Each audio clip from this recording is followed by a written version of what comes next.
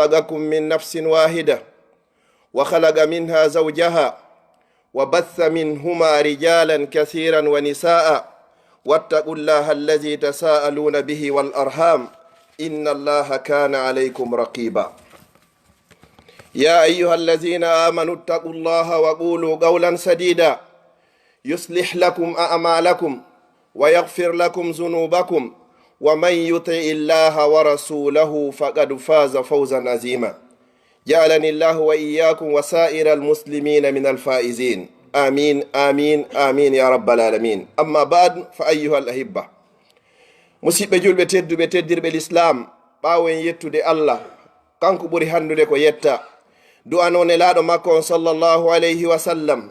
kanko e ɓeygure makko nde fof e sahabaɓe makko e kala jokkuɗo laawol ɓeeɗo ila yawmel qiyama yo allah waɗu en e maɓɓe hara inchallahu en weltanike o wiyetteɗo allah tawnuɗo en nde jumare ɗo kadi hande en juuluno yontere hande kadi o tawni en ɗo woodiɓe juulideno ɗe yontere hande tawata ko juuleteɓe wonaɓe juuloɓe mi turike subhanahu taala yo allah okken timmode laɓande haray o fatiɗo ɗo kadi yo allah taw hara ko yaafede makko nde woni ko aditi lajangal amma baadu ɓaawo ɗum ɗo fof yewtere anden ko nde yiiloto ko wasiye gooto mo nelaɗo sallllahu alayhi wa sallam wasiyino sayidna aliya kadi wasiyi on ɗon geɗal makko haray kon faalde yeƴƴintinde hakkillaji meɗen ɗin koko yowodiri konko ko wiyete piinde ɓernde ko ɗum wiyete ɓiɗɗo hino weli sa tappanama hino muusi si fuutike ma haray hino satti kono ko honno goɗɗo haani ko honno on tigi haani adade tutugol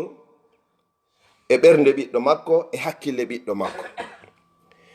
cheikhu luqman no woodi suratul spécial wiyetengo suratu luqman karamo ko ɓen no yeddodiri so wonno annabajo e sayi ko jeeyaɗo moƴƴoto hino yeddodira kadi buyi hino woodi e tarihaji ko winda wondema cheikh luqman ko wonno ko ɓandu ɓaleeru ko ade ɓalejo no oɗo ɓay o noddi ɓiɗɗo makko himo wasiyademo ko ino yabunayya la tushrik billah mi torikema mi jeejima wata sirkan allah wo inna shirka la zulmun azim womi wondi wo o shirku ɗum ko toñe mawnuɗe ɗon ta waɗu ɗum ɗon ko seeɗa e wasiye makko on ñande go en waɗu e hutuba spécial hara ko wasiyeji ɗi o wasiyino ɓiɗɗo makko umar bunul abdul aziz radiallahu taala anhu wa arda aw rahimahullah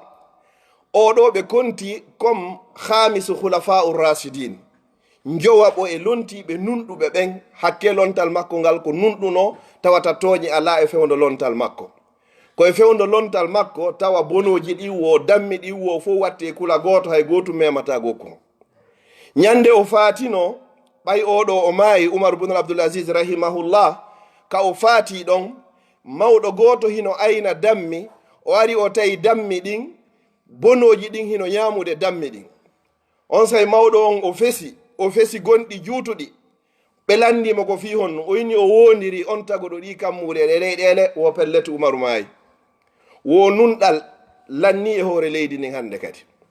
ko ɓe addirnon ka qissaji wonno balɗe tati si ewol umar ngol hewtimo ñande o anduno ɓe yetinomo oya maayi tawi ko nden ñande o wulli umar ko oɗo ɓinde hamis khulafa'ur rashidin oɗo ko honɗum tutuno awuno ka hakkille ɓiɓɓe makko ɓen ɓay hewti ka o umar ɗo faato wonɓe takko makko ɓen ɓay ko kanko woni amiral muminin ɓeyni wo masa taraktali abnaik ko honɗum woni ko accanɗa ɓiɓɓe maɓen on sa yo ɓanti hoore nden o inni wo taraktu lahumullaha wa rasulah mi accani ɓe ɓiɓɓe an allah e nelaɗo makko on wo in kanu salihin fa inna allaha yatawalla salihin si tawi ɓe hara ko moƴƴuɓe wo ko allah ƴettata responsabilité fof fi aden moƴƴo wa in kanu gayra zalik si tawi noon hara hinaɓe moƴƴuɓe wo law taraktu lahum mala qarun ma nafahum shay'a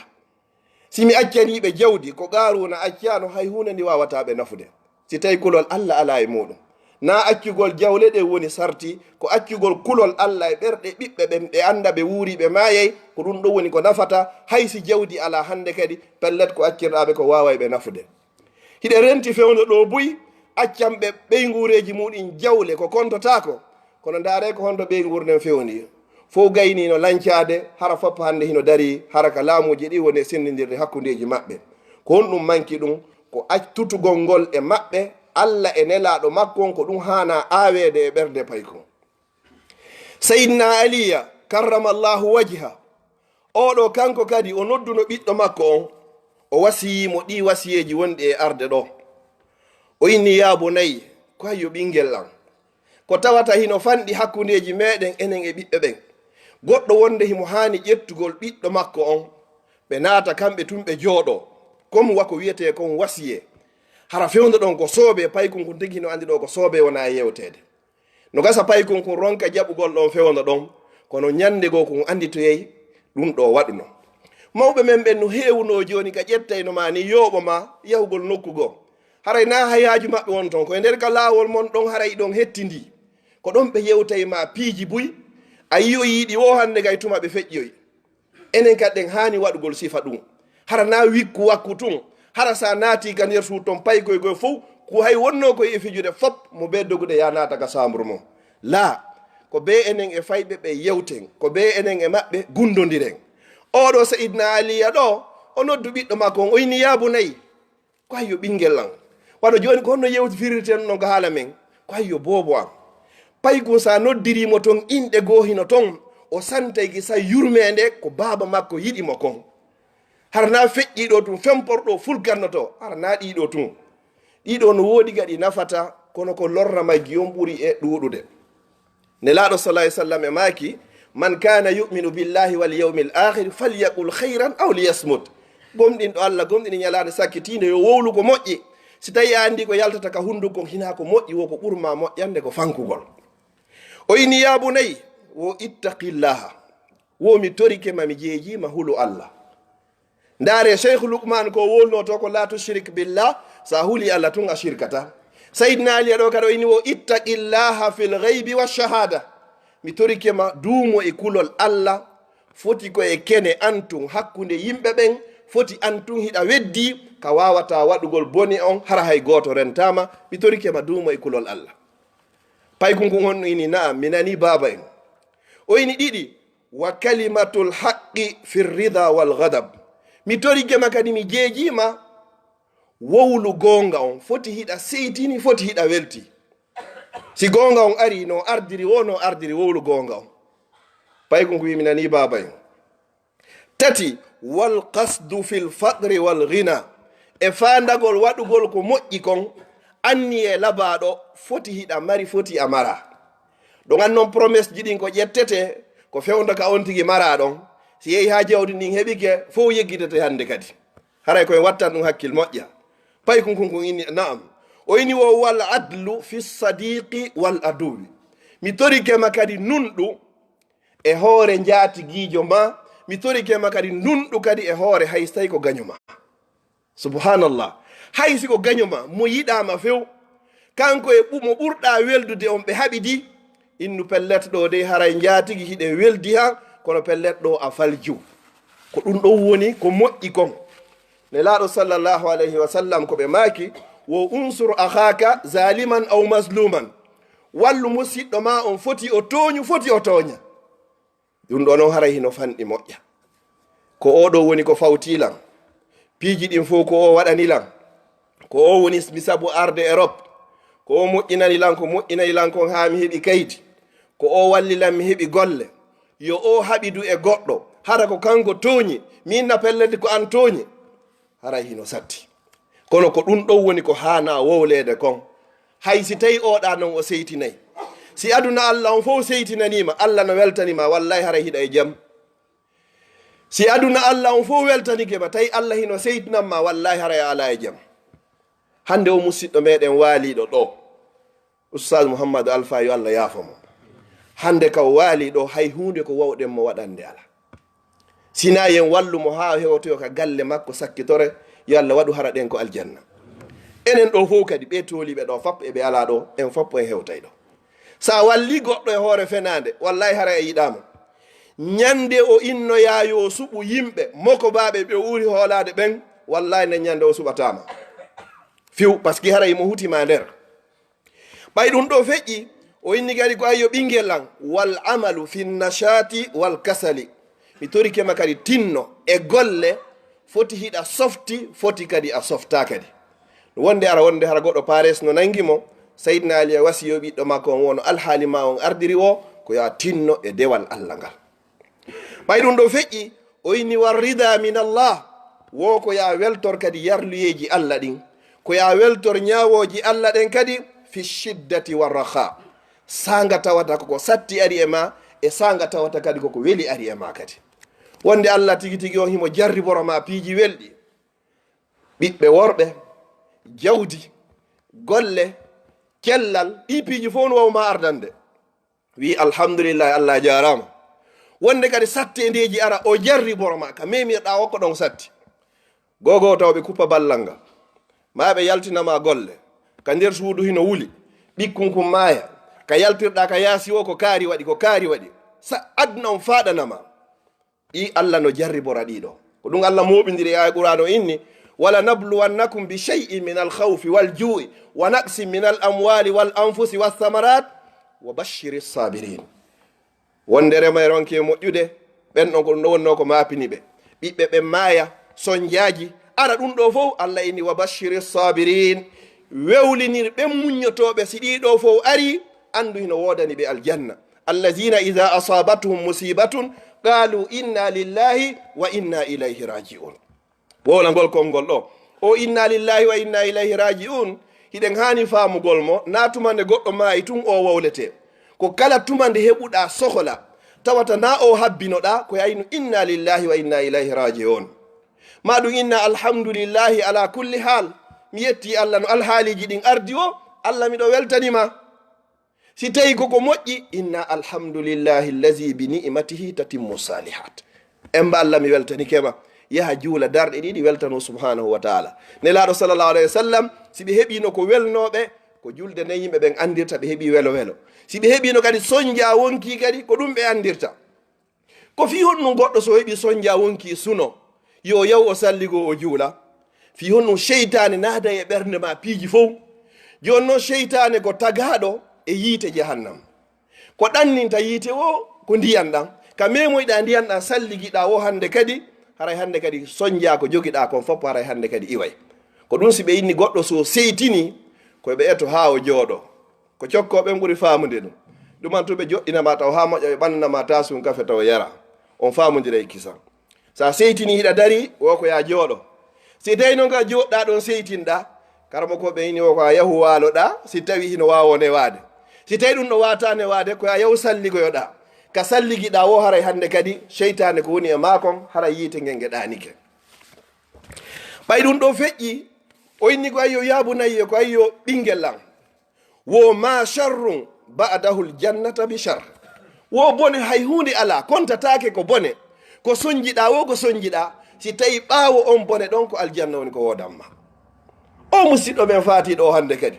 o soñjinoke no wuurida soñjike ɓey nguure soñjike ɗiɗo fof si tawi battane ɗum ɗo foppo tawi ko jannatul firdawsil ala ara yeggiti kala ko soñjinoɗa o wasi ɗum ɗo ɓiɗɗo makko o ini yaabo nayi wala hayra ba'dahu naru bi hayrin wo nema kadi ala moƴƴere wo ala si goɗɗo wuuri ɗo e otoje e étage ji e jawle e rewɓe e ɓiɓɓe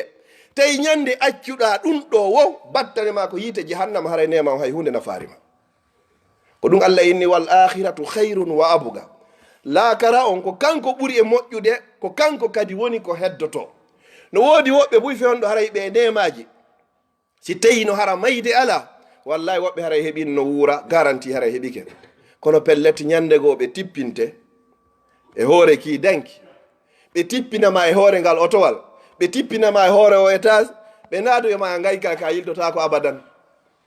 ɗum ɗon ko pellete la chakka ko be ara si tawi noon hara joni ton kay hiɗa prépare no waɗi toon clim piiji ɗin fof no timmi wallahi a taway ɗum ɗo haray ko nema o inni honɗum wa kullu na'imin dunal jannati haqir wo kala nema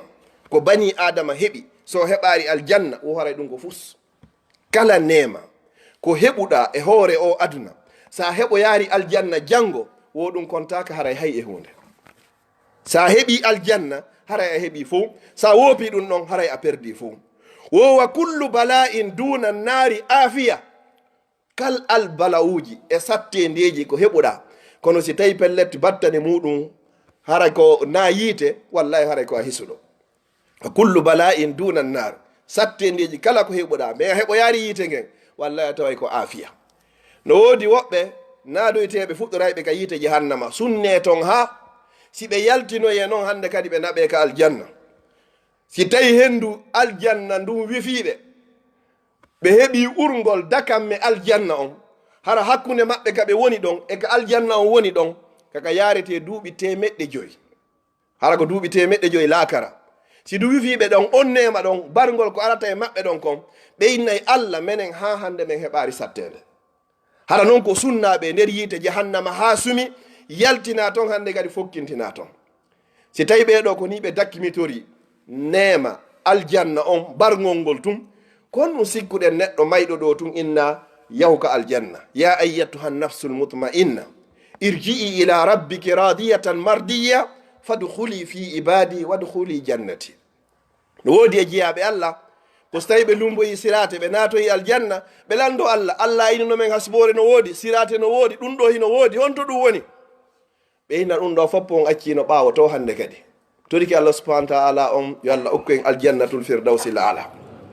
oɗo o wi o yini wa alam ya bunayi o yini ko ayyo ɓinguel an andudeyi inna man absara ayba nafsihi shughila an ghayrihi. wo kala yiwɗo ayyibe hoore mum yiwɗo bakkatu hoore mum yiwɗo ellaji muɗum ɗin wo ɗin ɗon hanima yonude hara na wowlugol ellaji goɗɗo go. si tawi joni hiɗa yiwde ko wonɗa faggitade e ko boni hiɗa yiwde ayyibeji ɗi rondiɗa ɗi anduɗa pellet naɓete yiite jahannama wo ɗiɗo hino hanuma yonugol hara wona joɗagol wowlugol ayyibeji ɗin mojo ma. o ini yabunayi ko ayyo ɓinguel an wa man faqada libasa taqwa wo kala perduɗo ko wiyete kon conci kolol Allah lam yastur bi shay'in min al-libasi abada. haray hay hunde ala hande kadi concol waway ngol mo surrugol. si goɗɗo wi perdi ko ɓeyata kon kaari mara leɓol imanako amara ɗum ɗon ko ɓorniɗa conci e basenji e labaɗi o hay hunde wawatama surrugol. o wi yabunayi wa man radiya bi qasmatillahi ta'ala wo kala on wertorɗo yarliyeji Allah ɗin sendore Allah ɗin lam yahzun ala ma fatahu o sunotako konko a hendaki. kala arsikewon ko heɓuɗa kon hiɗa weltori ɗum ɗon hiɗa yarloyri a sunotako oɗo heɓi otowal oɗo darni suudu an a darnari. kono sa weltorari ko Allah on jonnuma kon ñande be haray hiɗa suni haray hiɗa maapi. kaariji ko menen ardi Europe hande himo jogii ɗum ɗo o gayni darnugol Konakiri omo jogii ɗi parcelle ji ɗo ko ɗum ɗon tuwanta ka hoorema ha mayde nden ara ƴettama ɗon hande kadi hara hewtari ka falɗa ton. wallahi si goɗɗo dars makko ɓurɗo mawde on fof nde seytane fuɗɗima sowin sinde wo ko ya fontu jungo ma gon dara. sa fontini a yiɗi kolli ɗo joyi kunɗo kun suɓanoki fiyo ko won toso kun nduɗo ndu suɓanoki fiyo ndu woni ndu janu ndu janɗa ɓura ɗi fof nduɗo ndu suɓanoki fiyo ndu inde hondu mawnudu ndu waɗa sera ko sendore Allah subhanahu wa ta'ala ko ni o sendiri yimɓe ɓen kadi. sa haɓɓitige noon Allah waɗima ka toso kun ɗo a wonay ka jandu ɗo wallahi a yeddi Allah subhanahu wa ta'ala amma yeyi kadi hara hewtari ɗo kadi ko ni Allah on sendiri mo be men be jaɓa yarlora kadi weltora ka Allah place ma ɗon no wodanima moƴƴere aduna no wodanma malal yawmal qiyama. si tawi noon bani adama ko honto hani tiggitade ndara dow ko yowodiri kon e dewal Allah. yiya o kaarijo ɗo o himo tinni ka diina o mankata subaka waktuji ɗi fof juulay ka juulirde himo hunjade Qur'an himo jangude mo wadde ɗum ɗo e ɗum ɗo inna vraiment Allah miɗo faala hewtugol ɗon diina kan no jaɓi ɗum ɗon. kono kaarijo o mo jogii étage ji 10 o yehi Makka o waɗi ɗum ɗo e ɗum ɗo e ɗum ɗo e ɗum ɗo parcelle ji ko jogii woltake ko be mi hewta ton woɗon haray hino lundi diina kan. ko yowdiri fi lakara on ko ya ndar ɓurɓe maɓen fiya wakkilo ko yowdiri fi aduna on ko ya ndar wonɓe ley maɓen fiya ɓeydu yondinade ko ɗum nelaɗo sallllahu alayhi wa sallam woni ko maaki. oɗo wi wa man salla sayfal bagyi wo qutila bihi wo kala sortuɗo kaafa bewre mawnintinagol e hoore yimɓe ɓen wo sa wattanaki hakkil ko kankafa woni ko wari royteɗa. Neɗɗo o duwaka mawnintinade, o duwaka bewde. Hiɗa hani wonde neɗɗo newiɗo, neɗɗo tippitiɗo. Man tawada alillah rafa'ahullah. Wallahi wo kala tippitiɗo o tippitori fi Allah, wallahi ka yarɗa o fima ɓantoto. Kono sa haɓɓitike ko be ɓanta hoorema, wallahi a yanay ko a immotako abadan. Sayyidina Ali o wi o ini wo man hakka hijaba gayrihi in kushifa awrati baytihi.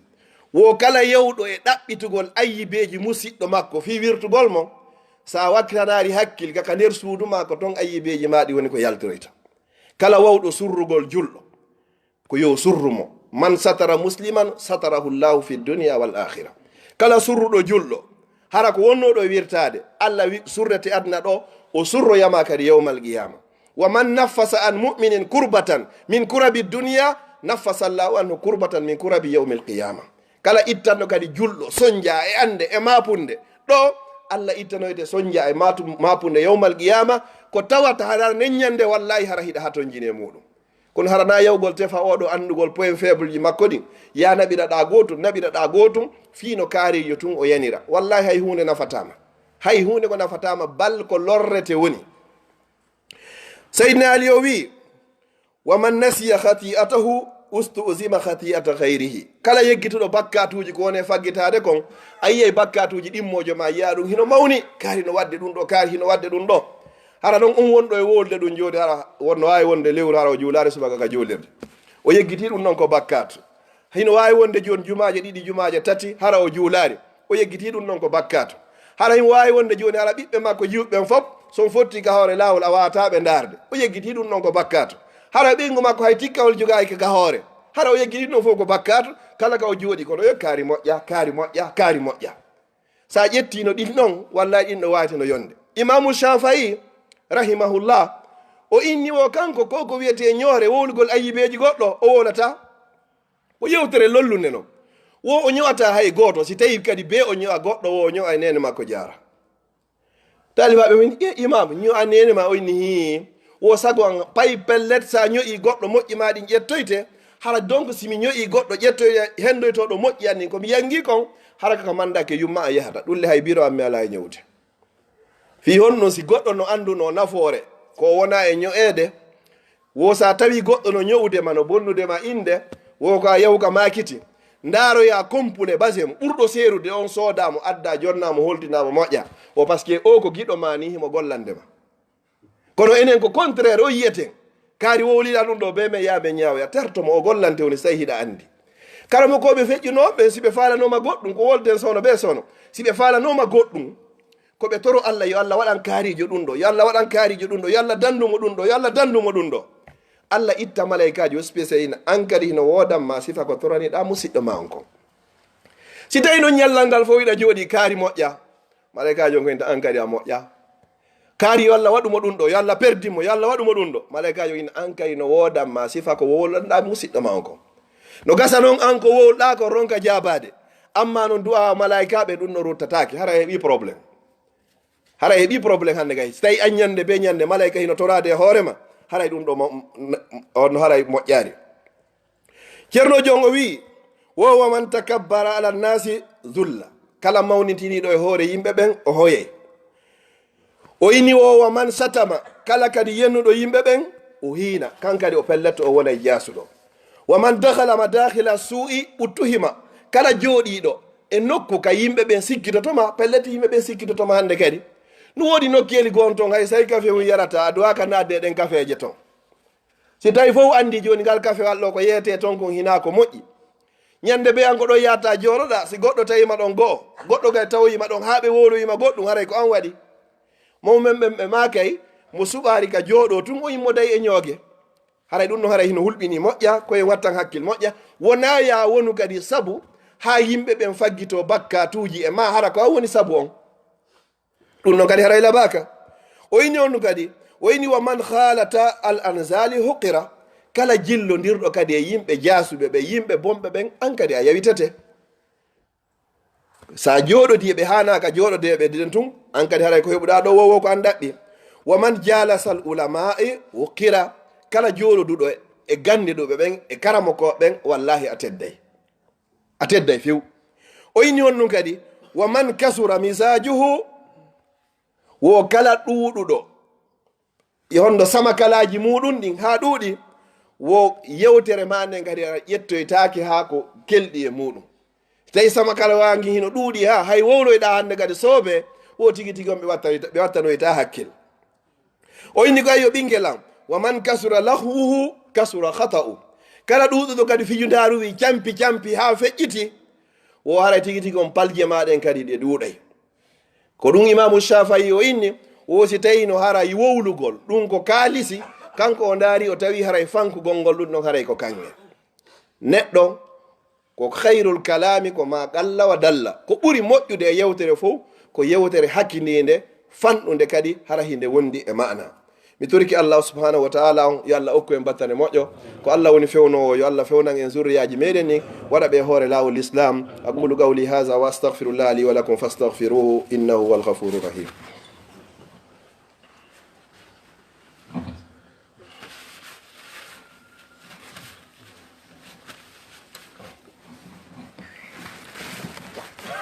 alhamdulillahi wa kafa summa salatu wassalamu ala ibadihi allazina istafa wa ba'd.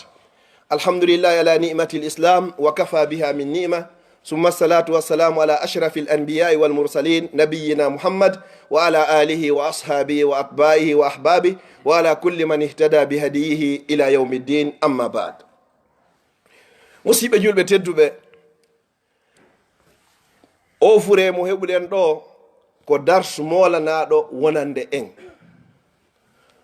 o suka meɗen ceernojo meɗen woni ko fatiɗo ɗo, ɗum ɗo no hani wajude goto be e meɗen ɓe Allah tawni ɗum ɗo ɓen.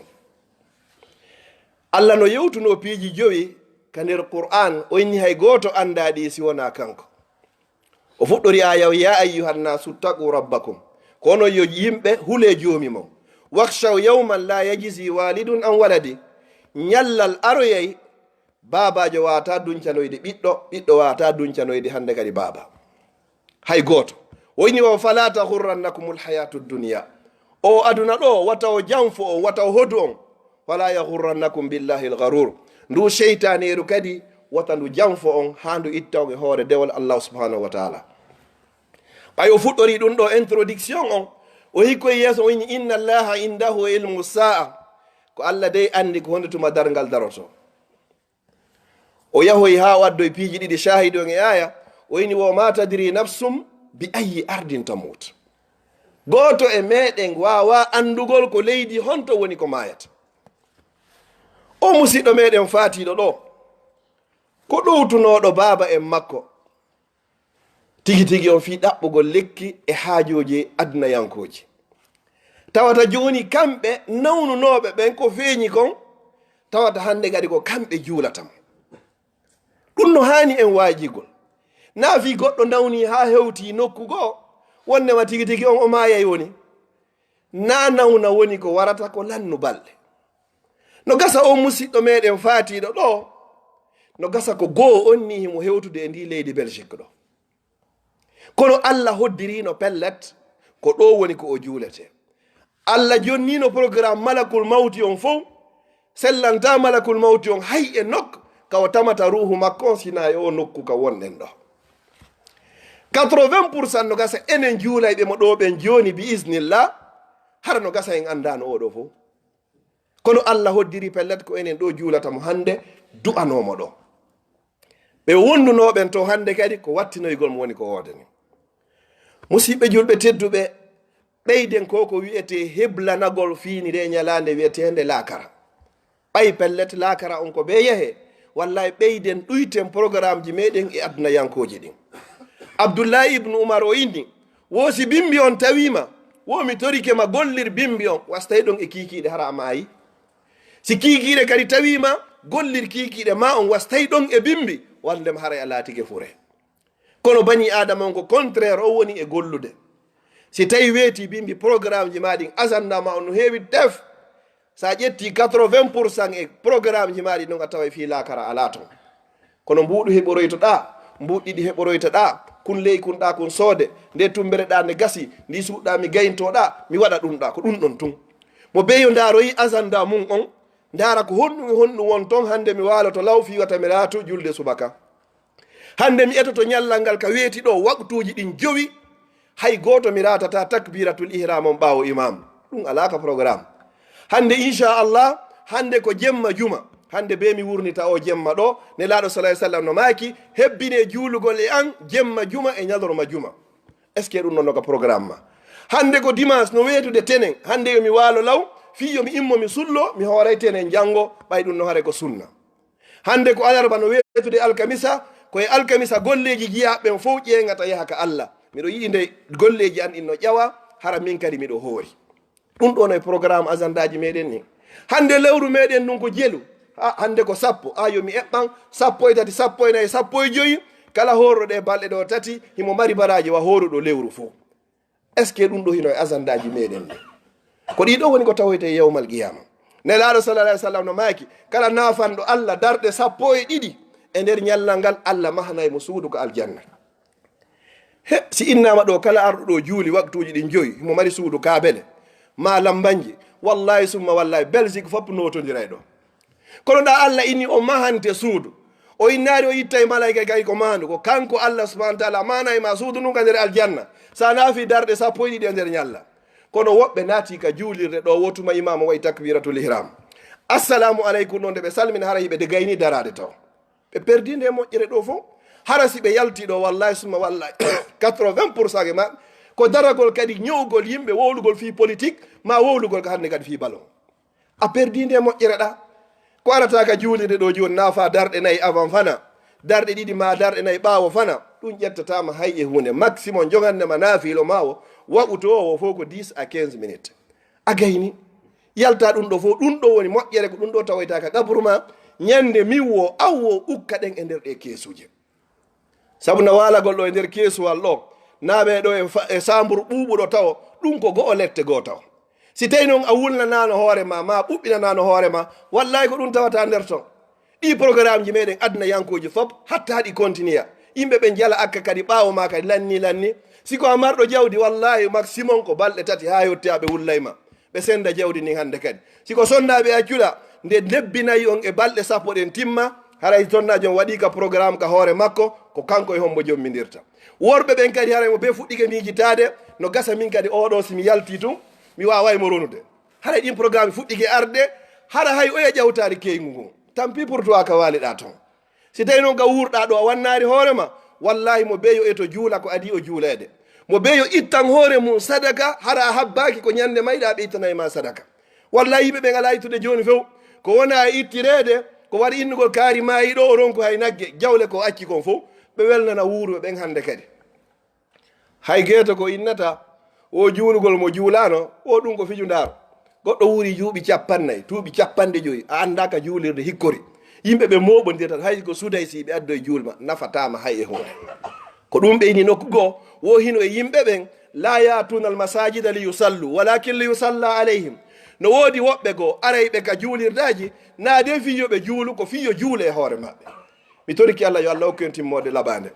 allahumma aiza al islam wal muslimin اللهم أعز الإسلام والمسلمين اللهم لا تفرق هذا الجنب إلا بذنب مغفور وسعي مشكور وعمل متقبل مبرور اللهم اجعل جمعنا هذا جمعا مرحوما وتفرقنا من بعد تفرقا معصوما اللهم لا تجعل فينا ولا معنا ولا من بيننا شقيا ولا مطرودا ولا محروما برحمتك يا أرحم الراحمين اللهم اغفر له وارحمه اللهم اغفر له وارحمه وعافيه واعف عنه وأكرم نزله ووسع مدخله واغسله بالماء والثلج والبرد اللهم نقه من الذنوب والخطايا كما ينقى الثوب الأبيض من الدنس اللهم جازي بالإحسان إحسانا وبالسيئات عفوا وغفرانا